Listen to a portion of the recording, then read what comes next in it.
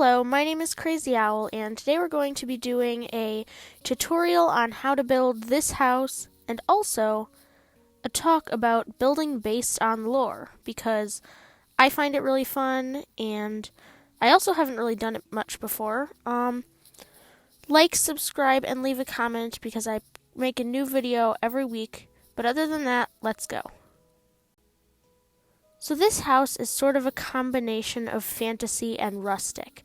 It uses stripped spruce wood, regular spruce wood, oak wood, and warped or crimson wood, but you could always change any of that because all of the variants are the same. You just need one light wood, which would be oak or birch, and then a dark wood, spruce, and its stripped variant or a darker stripped variant. So I wouldn't use dark oak and stripped dark oak because they're too similar, but you could use regular spruce and stripped dark oak or something if you wanted to. Also, you could switch out the crimson or warped wood with something else if you haven't gone to the nether yet and you're in survival, or if you just don't have quite a lot of it. But this, right now, what I have is in creative, so if you're building in creative, you should be able to get it with ease. And also, you don't need to use red flowers for the flower baskets. You could use any other type of flower. But before we start building, let's go into a different world because this one is for the city specifically and not for the tutorial. So now that we're in a better world, we're going to set up our palette because you always want to be able to look at your palette. So you're going to need, if you're building this with the same woods, you're going to need stripped spruce, stripped oak, regular spruce, and then warped or crimson. I'm going to use crimson because on my other house I used warped and I just want to change it up. And you're also going to need the stripped variant of crimson or warped, and I think that's it. I could be wrong, but I think this is it. You'll also need fence and stair variants of some of these, but most of them you won't. So that is basically what your palette's going to be. So to start out, if you're building it 3x3, which is what this tutorial is, you're going to need 4 blocks with 3 blocks in between. So basically 5x5, but there's only a 3x3 space in between. I'm not really sure how to explain it, but it should look like that. Next, fill in these walls, but make like window space. And on one of them, make a door space. The next step is to build out, sort of. So build out here so that you can have the next layer, which actually it's not going to get any bigger. This should also be 4 blocks tall, by the way. But it'll look like it's getting bigger because the frame is bigger. But really, the frame doesn't pop out here, and it will pop out over here. But just, it kind of gives the illusion that it's bigger on the top. And also, once you're done with this, which we will be soon, you'll also need to place little corner blocks here, which will be to put the fences on. So once you've got all the frames in place, then you're going to put the stripped oak wood in sort of a pattern, but at the same time not really a pattern, because it has to be on the outside edge at all times. So if you're doing a 5x5 or a 3x5, there'll be one in the middle of some parts, but for this, if you're doing a 3x3, it should just look like this, and then place the oak planks here so that there's room for a 1x2 window in all the spots. Next, you'll need grass, coarse dirt, and the trapdoor of whichever wood you're using for the roof. And then for that, you can start with just grass and then you can randomize it if you want, or you can do something else where you do the dirt and the coarse dirt at the same time. Either way, just do this until you have the flower pots. Next, you will need the fence type of your roof and oak, stairs, and slabs if you're using oak for the top half. If you're using like birch or something, then use birch for this. But you're going to do a stair and slab pattern, but similar to the oak, you want the stairs on the outside every time. So something like this, and then put your slabs in between. Once you're done with that, put your fences on here, like this, so that on the edges where the posts or the supports are popping out here, there's fences on top that go up to the stairs. And after this, then we're pretty much done with the base except for decoration. So now we're going to go on to the roof. For this you'll need the roof block that you picked. So crimson, warped, or if you didn't have any of that, then whatever wood type you chose, the stripped version, and also your darker support log, which was stripped spruce for us. For the roof, you're going to want to make a thing that sort of wraps around, and you want to make sure that on the sides it goes the long way, but on the corners it goes up and down, and you're also going to want to make sure it sort of hangs over what's already there. So the bottom edge of the roof frame should be level with the top of the window. And on the corners, what you can do is this, and then on the sides, you can sort of pop it off of there like that. The next step is, you could also do this while detailing, but I like to do it now, and that's just to fill in these with slabs, just so that when you look under here, I almost think it just looks a little bit better, not being a full block space. And this is also pretty optional. If you don't want to do it, that's fine. It won't really change much, but I like to do it. And for the roof, it's sort of like a witch hut roof. If you're doing a 5x2 or anything that isn't a perfect square, this is going to be hard. You could try to figure out how to do it, but if you're doing that, I'd suggest trying to do like a mushroom style roof almost. But for this, it shouldn't be too hard, and I'd follow this exactly, or you could look somewhere else for a better design, but it's your choice really. But what I do is a row of 5 with one on top, then fill in the square in here and sort of make pyramid shapes. I'm not really sure how to explain this. I don't do too many block for block tutorials, but it should look like that. Then fill in one block above all these so that it's kind of like this. And then add one to these 4 and then pop up 2. And that's how it should look. Now for the next step, you want to mix the stripped in. But when you do this, you want it to almost look gradient. If you want to know more about using gradients, Grian, who you may know as one of my favorites, I might not have mentioned him, but he's a great builder, and he recently did a video about using gradients in your builds, and I think it's great advice in that video, and it works really well.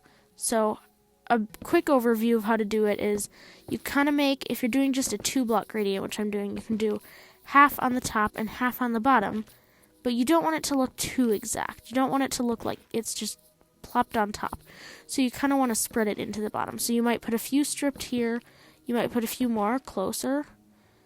You don't want too many on the lower parts, but you might put a couple on the higher parts of the lower part. It's kind of confusing. Grian explains it much better than I do. And then on the top part, you want to mix in a few, but on the very top, you want it to stay just your other gradient. So that's a good example of a sort of gradient, but it's not quite as clean because it's also supposed to sort of look random. And now all we have left to do is detailing. So a few things you should do for detailing is, first of all, fill in the windows and the door. So I'm using black stained glass, but you could also use regular glass, white stained glass, or you could get more creative and use like brown or even a colored glass would be pretty cool. But you'd have to make sure it sort of matches. So if you're doing warped, you could do cyan. If you're doing crimson, you could do like magenta, but I'd be careful to make sure it matches. Once you're done with the glass, which I'm not quite done with yet, but I'm going to keep talking because otherwise it's boring. But once you're done with the glass, then you're going to put the flowers in. Now, I really suggest that if you have it, you could use rose bushes and poppies and tulips because they're all different 3 types of red flowers, but I think there are other flowers that have 3 variants, like pink flowers, for example.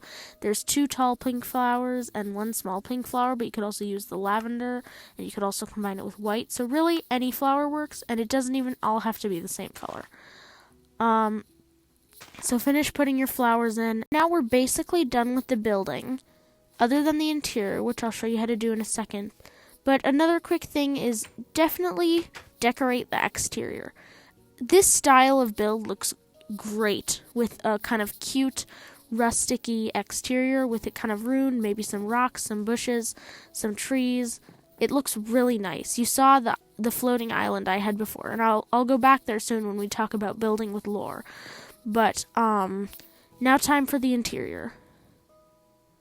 So for the floor on the first floor should be stripped oak. The floor on the second floor will be whatever your roof is made of. You could do the wood or the stripped, but I suggest the wood. And then for the ceiling on the second floor, you're also going to need regular spruce wood. And spruce stairs, just because we're going to make it a little bit fancy. So for the floors and ceilings, that's all you'll need. But I really suggest for this to do a sort of checkerboard pattern of which direction it's facing, because it creates this really interesting textured look that I really like. So make some of them facing this way and some of them facing that way. Unfortunately, I can't say north and south and east and west because I play in Bedrock Edition, so it doesn't work like that. For the second floor, fill it in with crimson, but make sure that it's right above the windows on the first floor or nothing will fit. And also, make sure to have a spot for the ladder, because obviously it's too small for a staircase, so you're going to need a ladder instead. Finally, for the ceiling on the first floor, what I suggest doing is getting as high as you can in here, which will probably be, there'll be 2 free layers you'll have. I'm going to grab a lantern and light it up, or not a lantern. I'm going to grab some glowstone and light this up so I can see better. But there'll probably be at least 2 layers of plain space you can use. So fill the outside layer with the bottom layer with stairs, and then do that so that you have a little bit of space. You could also go one further up, but I'm not going to do that. And then grab a chain and a lantern and put 1 chain and 1 lantern, and that's the light for the room. First of all, you're going to need to put a ladder in for the second floor, because otherwise, how will you get up and down? It is a pretty small house, so that's the reason I'm giving you instructions on how to do interior. A lot of times I would either make a separate video or do something else, like just have you make your own, but I'm not going to do that for this because it's kind of hard to make an interior this small, and also it's not as nice as you can make larger interiors, but it's still pretty good. So for the kitchen, you're just going to need 1 smoker, 1 cauldron, and a lever. And it's a very simple kitchen, and you can put it next to the ladder or on the sidewall. So I'm going to put the cauldron, the lever, and the smoker. And then over here, we're going to have a little couch with a table and then some barrels. And on the table, I'm going to put a lantern, and on top of the barrels, there's going to be another red flower. And there's a specific reason I'm putting red flowers, but that has to do with lore, as I'm going to talk about later in the video, so I'll explain then. For the second floor, for the bedroom, whatever you're going to call it, you're going to need 2 spruce trapdoors, 2 stripped spruce logs, but you might need more than that for the building part, or at least some sort of block, 2 of whatever beds you're going to be using, 2 barrels, and a flower pot and another red flower. So the first thing is there's a bunk bed, so you're going to need to build your 2 blocks up, then put that there, and then you're going to break those and put a trap door there so you can still sort of see in the window. Then put your other bed, and you're also going to need, I forgot this, but you're also going to need 2 ladders. Luckily, that shouldn't be too hard to do. And then you can get up and down. And then over here, you're just going to put 2 barrels, flower pot, and a flower. And that's a little bit of a dresser. And then you could add carpet, or you could smush something else in here if you really wanted to. You could probably put a barrel above the bed or something. But that is it. So now that we're done with the tutorial, and I recommend putting a pressure plate behind the door, because then you can walk out without having to open it. When you walk back in, you won't have to close it. But that is it for this house. So if you really don't want to hear me talk about building with lore, then you can just exit off now. But if you do find it interesting, or if you just want to hear my opinion on it, then keep watching.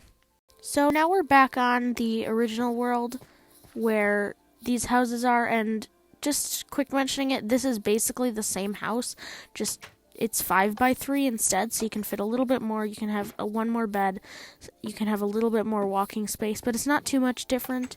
But the main thing is, for one, look at the surroundings. They're very pretty because of all the flowers and stuff, but you're here to hear me talk about building with lore, and I'm here to tell you about it, so let's get right into it. So I think building with lore is a great way to add a little bit of story and life to your build. And even if you're the only one who knows about it, it still makes it more fun. So for example, there is a little bit of lore in this little town thing, though I'm not very far with it. My basic story, which I think I'm going to tell you guys more about later in maybe even a series, so I'm not going to tell you too much about it, but these people called the Venturians, which that's why this world is called Venturia. And by the way, that name comes from the Latin word for wind, which is ventus. I don't know if that's how you pronounce it, but that's how I think it's pronounced. But basically, they lived in a kingdom with regular people, but they were like exiled, and rather than moving to a faraway land, they moved into the air. So now they live on a bunch of floating islands. And historians and researchers and explorers have now found that city. And the people are gone, but they found the city. And they're trying to discover what's happening and what happened in the story. And I'll explain more in a different video, but that's basically what the lore is for this city. But building with lore, I think it's really cool. I already said that. I really, really like it. And it can really be anything, too. Like, maybe you're building an underwater city, and they're waiting for their sea king to come back. Or maybe you're building a city of floating islands like me, but it's a totally different story. Maybe the fairies live there. And maybe, I don't know, anything, really. It could be a city on the ground, but maybe the king died, so the people built a whole castle in his honor, and that's why the castle's so big. Maybe the king didn't like the castle. It could be anything. And that's what I love about it. Also, I really like writing, so I love building with lore also for that, because I like stories, and this camera is moving around a lot. Hopefully you guys aren't getting dizzy. But I don't think there's much else to say about lore. If you have any questions, definitely leave a comment down below, and if you've gotten to the end of this video, which most people don't, make sure you like and subscribe, because honestly, why haven't you?